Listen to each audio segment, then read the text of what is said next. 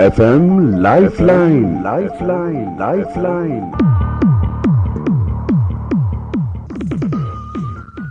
श्रोताओं, आज के एफएम लाइफलाइन कार्यक्रम में हमारे विशेष मेहमान हैं doctor Diksha Katoch, associate professor, department of ophthalmology, PGI Chandigarh, और doctor Jogendra Kumar Yadav, assistant professor, department of paediatrics, PGI Chandigarh.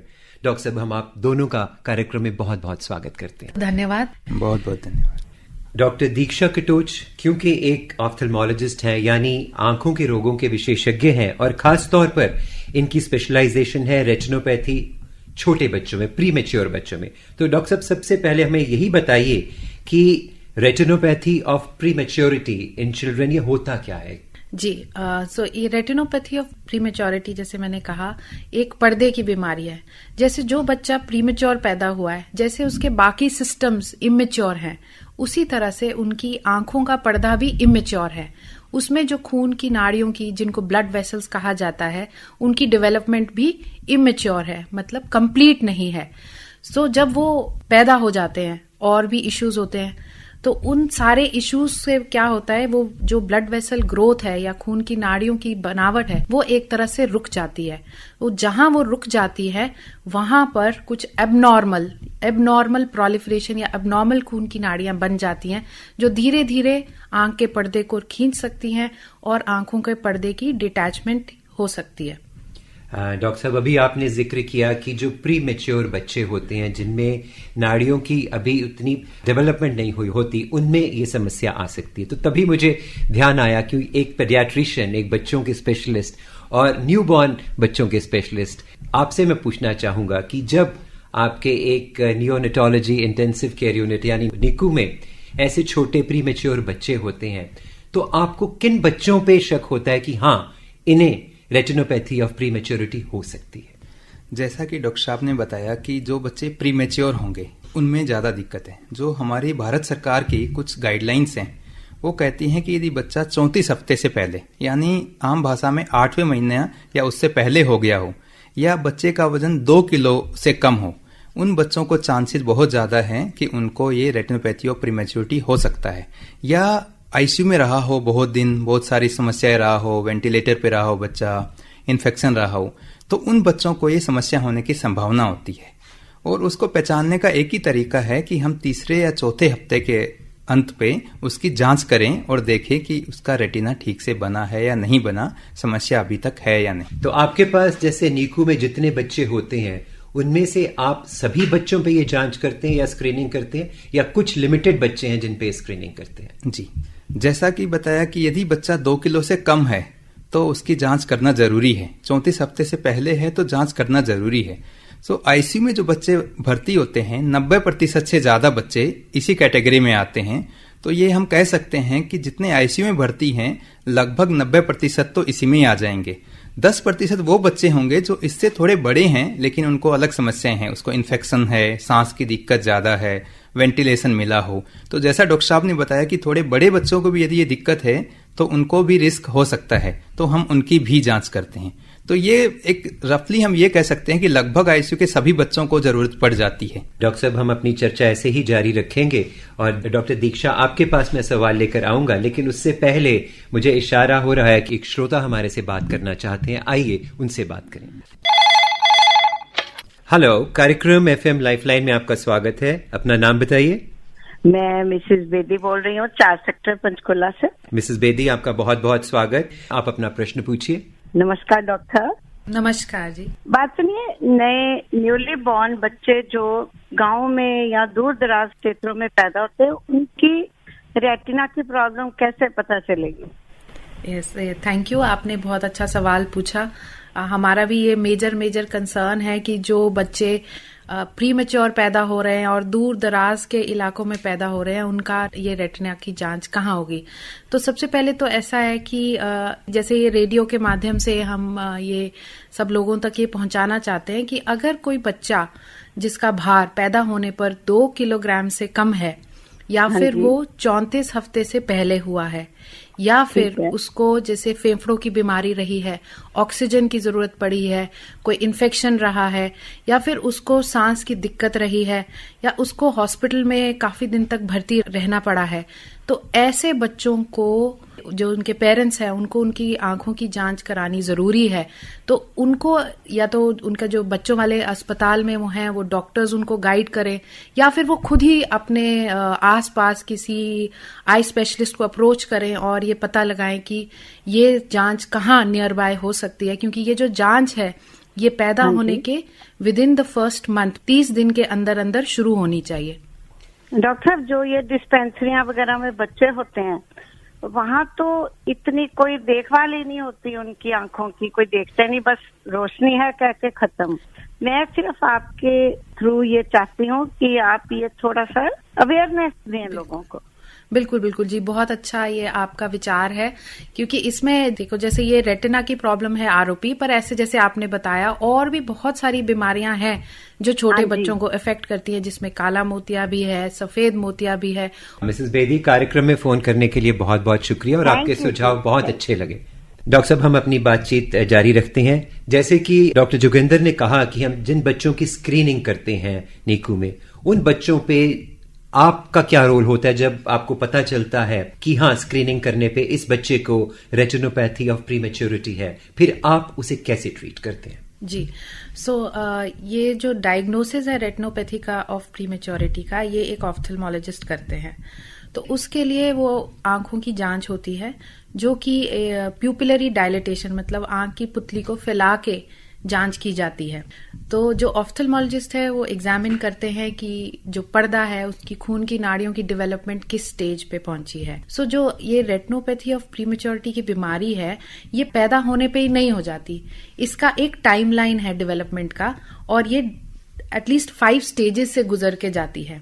जो अर्ली स्टेजेस हैं, जो सबसे अर्लीस्ट है, जो ऑफ्थल्मोलॉजिस्ट एग्जामिन कर रहा है, वो देखता है कि जहां पर्दा नॉर्मली ग्रो किया है और जहां वो ग्रोथ रुक गई है वहां पर एक वाइट लाइन आ जाती है, उसको हम डिमार्केशन लाइन बोलते हैं। और उसके बाद वो थोड़ी मोटी और थिक हो जाती है, उसको रिज कहा जाता है, वो स्टेज 2 बन जाती है। आगे जब ये बीमारी प्रोग्रेस करती है तो जो वो खून की नाड़ियां हैं वो पर्दे के ऊपर ग्रो करने लग जाती हैं, फिर वो होती है स्टेज 3। उसके बाद स्टेज 4 शुरू हो जाती है, जिसमें पर्दा उखड़ने लग जाता है। फिर अगर वो पार्शियल हो, मतलब पूरा नहीं उखड़ा, कुछ लिमिटेड है, तो वो स्टेज 4 रहता है। और उसके बाद आती है अंतिम स्टेज जो है स्टेज 5, जिसमें पूरा ही पर्दा डिटैच कर जाता है। तो ये सारी प्रोग्रेस कितने समय में होती है 5 स्टेजेस? देखिए, ये जो है टाइमलाइन, ये 3 से 4 हफ्ते पैदा होने के बाद, और जैसे जब बच्चा, जैसे आम तौर पर टर्म कहा जाता है, जैसे 37 से 40 हफ्ते में, तो ये सब उस बीच में हो जाता है। डॉक्टर साहब, हम अपनी चर्चा यूं ही जारी रखेंगे, उससे पहले एक श्रोता हमारे से बात करना चाहते हैं। हेलो। हाँ जी, कार्यक्रम एफएम लाइफलाइन में आपका स्वागत है। अपना नाम बताइए। सर नमस्कार। नमस्कार सर, मेरा नाम विकास। हाँ जी, विकास जी, कहाँ से बोल रहे हैं आप? सर, मैं यहाँ से सहारनपुर से। हाँ, अपना सवाल पूछिए। सर, एक बच्चा है जो है 1 माह का जी, आँख से पानी बह रहा है, सर बच्चे ये प्रॉब्लम है। तो वो बच्चा जब पैदा हुआ था, क्या फुल टर्म पैदा हुआ था कि समय से पहले पैदा हो गया था? सर, वो 7वें माह में पैदा हुआ था। मेरा मतलब है कि जितनी देर उसको माँ के गर्भ में रहना चाहिए था, बच्चा उतनी देर रहा कि उससे पहले पैदा हुआ? सर, पहले पैदा हुआ। हाँ, डॉक्टर दीक्षा, आप इन्हें बताइए कि इस स्थिति में इन्हें क्या करना चाहिए। जी, धन्यवाद आपके क्वेश्चन के लिए। आपका बच्चा अभी कितने माह का है? मैंने अभी तो जो है 1 माह का पूरा नहीं हुआ। तो अगर ये बच्चा डिस्चार्ज या मतलब हॉस्पिटल डिलीवरी थी और अभी फिलहाल घर पे ही है, तो और पानी चल रहा है, तो पहली चीज जो मैंने अभी सुन ली है कि वो 7 माह पैदा हुआ है, तो डेफिनेटली ये उस कैटेगरी में आता है जिसके आरओपी की एग्जामिनेशन होनी चाहिए। तो ये पहली चीज तो है, आप जाइए। हाँ, आंख में पानी चलने के और भी बहुत से कारण हो सकते हैं, जैसे कि आंख के जैसे जो ड्रेनिंग नालियां हैं वो हो सकता है टाइम से पहले पैदा होने की वजह से अभी तक ब्लॉक्ड है, खुली नहीं है। और कई बार इवन जो काला मोतिया होता है वो भी वाटरिंग के साथ प्रेजेंट करता है बर्थ पे। सो डेफिनेटली इनको जो है एक आई स्पेशलिस्ट के पास जाना चाहिए और अपनी कंप्लीट आई एग्जामिनेशन कराना चाहिए, तभी हम नैरो डाउन कर सके इनके बच्चे के आंख में जो पानी चल रहा है उसका कारण क्या है। और क्योंकि ये 7 माह पैदा हुआ है तो इसको आरओपी का भी एग्जामिनेशन करना जरूरी है। डॉक्टर जोगेंद्र, एक पीडियाट्रिशियन की हैसियत से आप इसमें क्या ऐड करना चाहेंगे? यदि 7वें माह पे बच्चा पैदा हुआ और अभी 1 ही माह का है, सो इसका मतलब है कि बच्चे का वजन भी अभी काफी कम होगा। तो सबसे जरूरी ये है कि बच्चे के माँ का दूध देना लगातार बहुत जरूरी है, और जब तक बच्चा 6 माह का पूरा ना हो जाए वो माँ का दूध जरूर दें। दूसरा होता है कंगारू मदर केयर। जैसे कंगारू अपने बच्चे को अपने से चिपका के रखता है, सेम कंसेप्ट हमने देखा है कि यदि ह्यूमन में भी लगाएं और कंगारू मदर केयर का यूज करें तो उससे बच्चे की ग्रोथ अच्छी होती है। और अच्छी बात यह है कि ये माँ का दूध है वो डायरेक्टली आरओपी का इफेक्ट भी कम करता है। तो एज ए पीडियाट्रिशियन मैं कहना चाहूंगा कि बच्चे को एक तो न्यूट्रिशन में माँ का दूध दिया जाए, कंगारू मदर केयर दी जाए, और उनको फॉलो अप के लिए जरूर जाना चाहिए, क्योंकि 7 माह के बच्चे को कई सारी और समस्याएं होती हैं, इसलिए हॉस्पिटल में फॉलो अप की जरूरत होती है। आपने बहुत अच्छी बात कही कि जिस तरह एक कांगरू के साथ एक बच्चा चिपक के रहता है, अगर उसी तरह हमारा बच्चा भी माँ के साथ चिपक के रहेगा तो उसका सोशली और इमोशनली और फिजिकली जो ग्रोथ होगी और संभव ही नहीं है। तो आप नजदीक के अस्पताल जाइए, वहां आंखों के डॉक्टर को जरूर अपने बच्चे की आंखें दिखाइए। कार्यक्रम में फोन करने के लिए आपका शुक्रिया। डॉक्टर दीक्षा, हम अपनी बात जारी करते हैं। हम बात कर रहे थे 5 स्टेजेस की, उसके आगे कैसे होता है? So, ये 5 स्टेजेस ऑफ डिजीज है एंड इसमें जो है ये ट्रीटमेंट ऑप्शंस हमारे पास अवेलेबल हैं in the form of laser है, लेजर फोटोकोएगुलेशन, जिसमें हम जो एबनॉर्मल रेटिना या जो जिसमें खून की नाड़ियां नहीं बनी होती, जो सिग्नल जनरेट कर रहा है इस एबनॉर्मल प्रोलिफरेशन के लिए, उसको लेजर से ट्रीट किया जाता है। इसके अलावा कुछ जो सीवियर बीमारी है और जिस उसमें हमारे पास इंजेक्शंस की ऑप्शन है, और थर्डली हमारे पास सर्जरी की भी ऑप्शन है।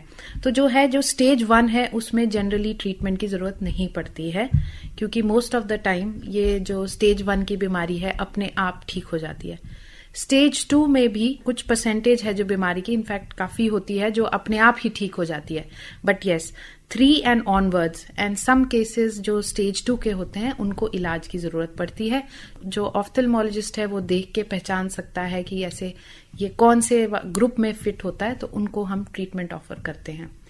डॉक्टर जोगिंदर, आप बताइए कि जब एक ऑफ्थेल्मोलॉजिस्ट ने डायग्नोज कर लिया कि कौन सी स्टेज पे ये बीमारी है और फिर उसका ट्रीटमेंट शुरू हुआ, तो एक एज बच्चों के डॉक्टर की हैसियत से आप उसको कैसे सप्लीमेंट करते हैं उस ट्रीटमेंट को? जी, अभी जो एक जरूरी है बात यह है कि मोस्टली जिन बच्चों में ये स्क्रीनिंग में डायग्नोज होगा वो ऑलरेडी भर्ती होंगे हमारे पास आईसीयू में या माँ के पास होंगे। बहुत कम बच्चे होते हैं जो घर पे जा चुके हैं। तो सबसे जरूरी है कि जहां पे बच्चा भर्ती हो, यदि संभव है कि वहां पे ऑप्थेल्मोलॉजिस्ट हैं तो उसी आईसीयू में इलाज करें, क्योंकि ये समझ सकते हैं कि वो बच्चा प्रीमेच्योर है, उसको बहुत सारी चीजों की जरूरत है, वो बाहर की दुनिया में आसानी से अकोमोडेट नहीं हो पाएगा।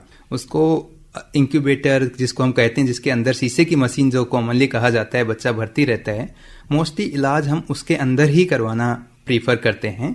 और जो अभी हम पीजीआई में वो फॉलो करते हैं वो ये है कि ऑप्थेल्मोलॉजिस्ट आते हैं वहां पे हमारी आईसीयू के अंदर, और वहां पे पीडियाट्रिशियन और जो नर्सिज हैं वो हेल्प करती हैं, और उस बच्चे के उसी इंक्यूबेटर में जहां वो भर्ती है वहीं पे इलाज कर दिया जाता है। डॉक्टर दीक्षा, ये इलाज कितनी देर चलता है और कितनी सफलता मिलती है इस इलाज में? जी, जो लेजर का जो ट्रीटमेंट है वो जनरली हम प्रेफर करते हैं कि हम दोनों आईज को एक ही टाइम पे या एक ही सिटिंग में ट्रीट कर दें। डिपेंडिंग कि कितना एरिया है ट्रीट करने को, अलग अलग ड्यूरेशन होती है, but average from 30 minutes to 1.5 hours का प्रोसीजर होता है। एंड इसमें हमें, जैसे कि डॉक्टर जोगिंदर ने भी बताया, इसमें हमें पीडियाट्रिशियन का सपोर्ट काफी आवश्यक होता है, क्योंकि ये होते वही जैसे आपको बताया प्री मैच्योर होते हैं, लो बर्थ वेट के होते हैं, जनरली सिक होते हैं और इनको काफी इश्यूज होते हैं, इनको कभी ऑक्सीजन की भी जरूरत पड़ जाती है, इनमें सांस लेने में दिक्कत हो सकती है। तो ये जो ट्रीटमेंट हम करते हैं ये अगर हो सके तो प्रेफरेबली जहाँ पे ये बच्चा एडमिट है वहाँ पे किया जाता है। हमारे पास पोर्टेबल लेजर होता है, वहाँ हम ले जाते हैं। और अगर जो नहीं है तो हमारे पास होता है, बट हमारे को जो पीडियाट्रिशियंस हैं वो इस चीज में पूरा सपोर्ट करते हैं और मॉनिटर करते हैं उस बच्चे को during the treatment. Doctor Joginder, जो बच्चे इंक्यूबेटर में नहीं हैं, थोड़ा सा पहले हुए हैं टर्म से, उनका ट्रीटमेंट कैसे होता है और उनको कैसे ध्यान रखना होता है? जो बच्चे इंक्यूबेटर में जरूरत नहीं है, यदि वो घर भी भेजे जा चुके हैं और बाद में पता लगता है कि ट्रीटमेंट की जरूरत है, तो उनको भर्ती करना पड़ता है। और टिपिकली अच्छा यही होता है, जैसे डॉक्टर दीक्षा ने बताया कि ऑप्थेल्मोलॉजिस्ट उनका लेजर तो ट्रीटमेंट करेंगे, लेकिन जो बाकी जरूरतें हैं बच्चे की वो एक पीडियाट्रिशियन और नर्सिस करती हैं। तो बेस्ट यही है कि बच्चे को पीडियाट्रिक सेटअप में ही भर्ती करके और वहीं पे ट्रीटमेंट कराया जाए। उनको यदि डिस्चार्ज हो चुके हैं तो बुला के दोबारा से भर्ती कर सकते हैं, वहां ट्रीटमेंट करा के सेम डे या उससे नेक्स्ट डे डिस्चार्ज कर सकते हैं। डॉक्टर दीक्षा, क्योंकि ये बच्चे हैं और बहुत छोटे बच्चे हैं, तो आपके लिए तो ये बहुत बड़ा चैलेंज होता होगा as an ophthalmologist, as a doctor, और साथ में पीडियाट्रिशियन भी आपके, उस बच्चे को किस तरह एग्जामिन करना, किस तरह ट्रीट करना और फिर कैसा प्रोग्नोसिस, इसके बारे में थोड़ा सा अपना पर्सनल एक्सपीरियंस बताएं। जी, आई थिंक ये अच्छा सवाल है, क्योंकि ये तो होते बहुत छोटे हैं और हमारे पास, क्योंकि हमारा जो इंस्टीट्यूट है वो एक टर्शरी रेफरल इंस्टीट्यूट है, सो ये काफी दूर दराज इलाकों से भी आते हैं। लाइक जैसे पीजीआई में तो ऑलमोस्ट जम्मू कश्मीर से आ रहे हैं, राजस्थान से आ रहे हैं, पंजाब, हरियाणा, हिमाचल, पार्ट्स ऑफ उत्तर प्रदेश से आ रहे हैं और कभी कभी हमें मध्य प्रदेश से भी आ जाते हैं। सो ये जो बच्चे आते हैं, कई बार ये सिक होते हैं, तो हम तुरंत ही अपने पीडियाट्रिशियन को रोप इन कर लेते हैं और उनसे रिक्वेस्ट करते हैं कि अगर ये ज्यादा सिक है तो वो अपने पास भर्ती करें। जो थोड़े स्टेबल बच्चे होते हैं, रिलेटिवली उतने सिक नहीं है, उनको हम कई बार अपने केयर में भी रखते हैं। और जो इलाज है उसमें हम मोस्ट ऑफ द टाइम पूरा बेहोश नहीं करते हैं, ये टॉपिकल ड्रॉप्स डाल के एनेस्थेटाइज करके और फिर इनका इलाज करते हैं। उससे क्या होता है कि क्योंकि ये बच्चे ऑलरेडी इतने सिक हैं, इनको पूरा बेहोश करके जनरल एनेस्थीसिया देना वो भी इतना सेफ नहीं होता। सो हम आंखों में ड्रॉप्स डाल के उनको एनेस्थेटाइज करके, जिस तरह से उनको पेन ना हो या उससे इलाज करते हैं। और मैं कह सकती हूँ कि 80 to 90% ट्रीटमेंट सक्सेस है अगर ये टाइमली किया जाए। तो बहुत जरूरी है कि समय से इलाज किया जाए। और बिल्कुल ये कि जैसे डायग्नोसिस हो जाए, डायग्नोसिस के 48 to 72 आवर्स में इलाज हो जाए तो बहुत अच्छे रिजल्ट्स हैं। एक और कॉलर हमारे से बात करना चाहते हैं, आइए उनसे भी बात की जाए। हेलो, कार्यक्रम एफएम लाइफलाइन में आपका स्वागत है, अपना नाम बताइए। सर, मेरा नाम स्वर्णलता है। जी स्वर्णलता, कहाँ से बोल रहे हैं आप? मैं चंडीगढ़ से ही बोल रही हूँ। जी स्वर्णलता, अपना प्रश्न पूछिए। सर, मेरा क्वेश्चन ये है कि क्या ये जो प्रॉब्लम है जो बच्चों में मतलब आफ्टर डिलीवरी पता लगती है, क्या ये प्रेगनेंसी के ड्यूरिंग भी हम इसको क्योर कर सकते हैं? डॉक्टर जोगिंदर, आप बताइए इस प्रश्न का जवाब। स्वर्णलता जी, धन्यवाद आपके सवाल के लिए। देखिए, आपने प्रेगनेंसी के दौरान क्योर तो नहीं, लेकिन हम प्रिवेंट कर सकते हैं। बहुत अच्छा सवाल है कि क्योंकि ये बीमारी, जैसे डॉक्टर दीक्षा ने बताया, कि तीसरे चौथे हफ्ते से शुरू होके अगले 7-8 हफ्ते तक जब रेटिना डेवलप कर रहा होता है तब होती है। लेकिन इसका यदि हम प्रेगनेंसी में कुछ ऐसी चीजें करें कि जिससे बच्चा प्रीमेच्योर ना हो या प्रीमेच्योर हो भी जाए तो उसको आरोपी ना हो, तो इम्पोर्टेंट है। उसके लिए जो जरूरी है वो पहली चीज ये होता है कि किसी तरह प्रीमेच्योरिटी को ही रोका जाए। इसका मतलब यदि माँ का खाने पीना अच्छा है, रेस्ट ले रहे हैं, 2 प्रेगनेंसी के बीच में कम से कम 2 से 3 साल का अंतराल है, तो ये चीजें प्रीमेच्योर बर्थ को ही रोकती हैं। जी, इसमें कोई टेस्ट भी है? जैसे होता है ना प्रेगनेंसी के दौरान बहुत सारे टेस्ट होते हैं कि बच्चे की ग्रोथ ठीक हो रही है नहीं हो रही है, तो आई के लिए स्पेशली कोई टेस्ट हो जिससे ये पता लग जाए कि इस तरीके का कोई इश्यू डेवलप तो नहीं हो रहा? जैसा कि हमने बताया कि ये बीमारी पैदा होने के बाद शुरू होती है और वो तीसरे चौथे हफ्ते के बाद ही होती है। कभी भी ऐसा नहीं होता कि बच्चा पैदा हो और उसी टाइम पे उसको ये बीमारी हो, क्योंकि ये पर्दे का जो डेवलपमेंट है उसकी प्रॉब्लम है। तो ये प्रेगनेंसी में बच्चा पेट के अंदर होता है तब कभी भी नहीं होती है, तो इसलिए इसको ना तो उसमें डायग्नोज कर सकते क्योंकि उस दौरान ये समस्या होती ही नहीं है। तो बहुत जरूरी है कि हर माँ को और उसके परिवार को ये ध्यान रखना चाहिए कि जब एक महिला गर्भवती है तो समय से पहले डिलीवरी ना हो, उस माँ पे कोई भी साइकोलॉजिकल या फिजिकल स्ट्रेन ना डाला जाए, उसकी सेहत का ध्यान रखा जाए। जी स्वर्णलता, कार्यक्रम में फोन करने के लिए आपका शुक्रिया। डॉक्टर दीक्षा, हम बात कर रहे थे ट्रीटमेंट्स की, तो आपने लेजर का जिक्र किया था, इसके अलावा और कौन कौन से ट्रीटमेंट्स? लेजर के अलावा हमारे पास इंजेक्शंस का ऑप्शन है। जो इंजेक्शन होते हैं वो एंटी VEGF, एक ग्रोथ फैक्टर है, वैस्कुलर एंडोथेलियल ग्रोथ फैक्टर, जो अगर नॉर्मल से ज्यादा मात्रा में आंखों में हो तो वो ये खून की नाड़ियों को प्रोलिफरेट करने को एग्जैजरेट या एक्सेलरेट करता है। तो एक इंजेक्शंस अवेलेबल हैं जो उस ग्रोथ फैक्टर को ब्लॉक करते हैं, तो वो एक इंजेक्शंस का ऑप्शन है, वो सिलेक्टेड केसेस में हम उनको लगाते हैं। और फिर अभी काफी ज्यादा सर्जरी में भी एडवांसमेंट्स हैं, न्यूअर इंस्ट्रूमेंटेशंस हैं, तो अगर टाइमली और अर्ली सर्जरी की जाए तो उसमें भी रिजल्ट्स अच्छे हैं। पर सर्जरी हम तभी करते हैं जब पर्दा उखड़ने की स्टेज आ जाती है, तो उससे पहले ये दो ही ऑप्शंस हैं, लेजर और इंजेक्शंस। सबसे पहले इसमें क्रायोथेरेपी की जाती थी, that was the earliest treatment available, but उसमें जनरल एनेस्थीसिया की रिक्वायरमेंट्स होती थी। इन जनरल वो थोड़ी डिफिकल्ट होती थी करने के लिए। So today right now most of the time हम लोग लेजर और injections and then if needed surgery करते हैं। डॉक्टर साहब, ये पूरा ट्रीटमेंट तकरीबन एक बच्चे के लिए कितना पेनफुल होता होगा, इसके बारे में बताइए।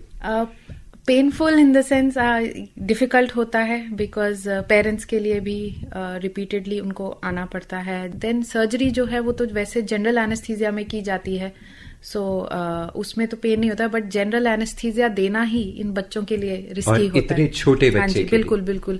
तो जो एनेस्थेटिस्ट हैं वो they also need to be experienced to handle such small preterms, so वो भी एक चैलेंज होता है।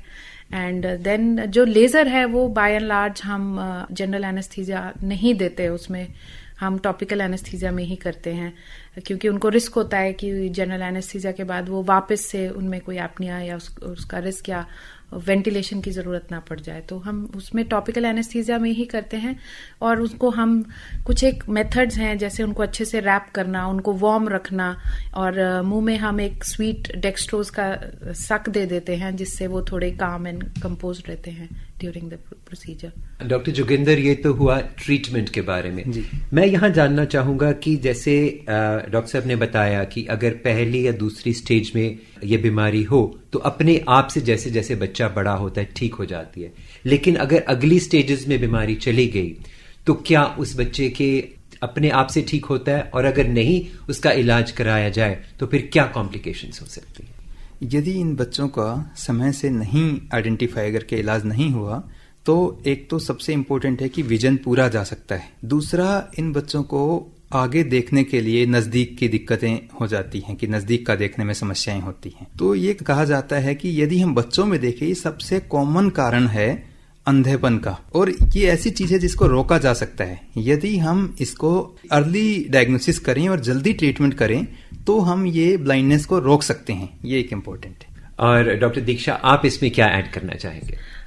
जैसे कि डॉक्टर जोगिंदर ने बताया है कि इसमें बच्चों में जो लास्ट स्टेज है, स्पेशली स्टेज 5 है, उसमें ब्लाइंडनेस का रिस्क है। और जब ये ब्लाइंडनेस होती है, कई बार दोनों आंखों में होती है, जिसमें मतलब बायलैटरल ब्लाइंडनेस का रिस्क होता है, और ये एक परमानेंट हो सकती है, इरिवर्सिबल हो सकती है, और जिसका आगे जाके कोई ट्रीटमेंट संभव ना हो, ये स्टेज है। और अब जैसे हमने आपको बताया कि ये पोटेंशियली प्रिवेंटेबल बीमारी है, और अर्ली ट्रीटमेंट और डायग्नोसिस से काफी इसके सक्सेस रेट्स अच्छे हैं। तो जो फोकस है, जो मैं श्रोताओं को भी ये जागरूक करना चाहती हूँ कि जो फोकस हमारा रहना चाहिए वो टाइमली डायग्नोसिस का और टाइमली ट्रीटमेंट का होना चाहिए। जब इलाज के बाद जैसे क्या होता है कि कई बार बच्चों को, ये पेरेंट्स को भी नहीं पता होता है, उतना सीरियसली नहीं लेते।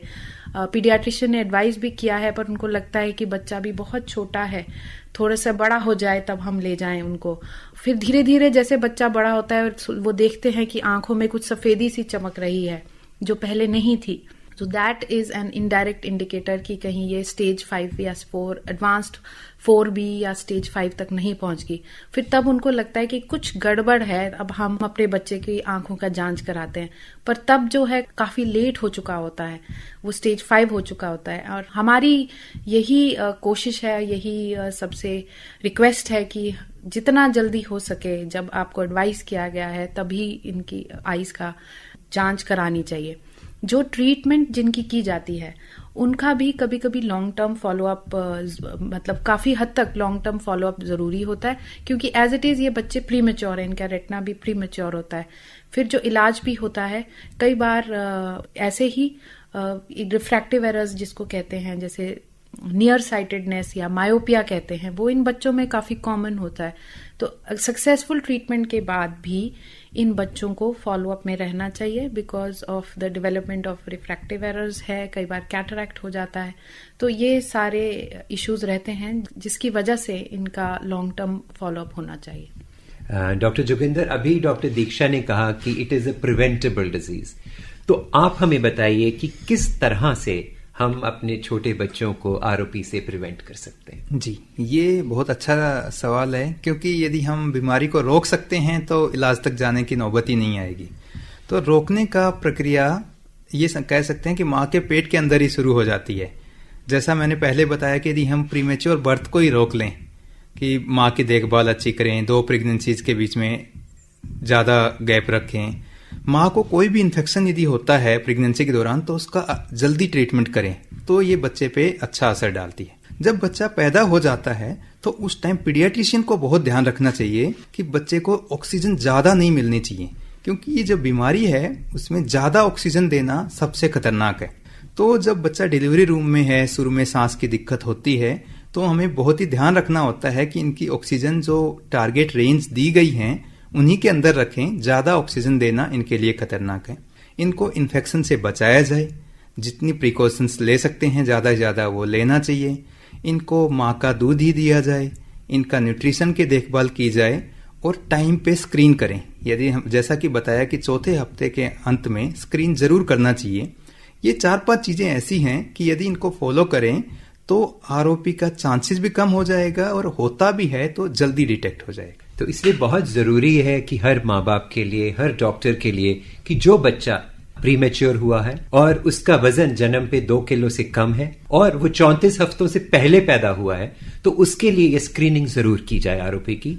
और अगर कुछ उसमें नजर आता है तो एक आंखों के डॉक्टर को उसको आगे रेफर किया जाए ताकि उसका सही से इलाज हो सके। डॉक्टर दीक्षा, कार्यक्रम के आखिर में आप हमारे श्रोताओं को क्या संदेश देना चाहेंगे ताकि आने वाली पीढ़ी, आने वाले बच्चे, छोटे बच्चे, माँ बाप किस तरह आरओपी से बच सकें और हम एक स्वस्थ समाज बना सकें? जी, सो मैं ये संदेश देना चाहूंगी, जो भी सुन रहा है, सो अगर उनके परिवार में, नियर एंड डियर वंस में कोई भी प्रीमेच्योर बर्थ हुआ है तो वो उन तक ये मैसेज जरूर पहुंचाएं कि जो इन बच्चों की जांच है, एक चीज का ध्यान रखें कि ये जो एक स्लोगन दिया गया है कि 30 दिन रोशनी के, सो जन्म के 30 दिनों के अंदर अंदर उनकी फर्स्ट स्क्रीनिंग हो जानी चाहिए। और ये एक ऑनगोइंग प्रोसेस है, but initiation with in day 30 of life premature बच्चों की आंखों की जांच शुरू हो जानी चाहिए।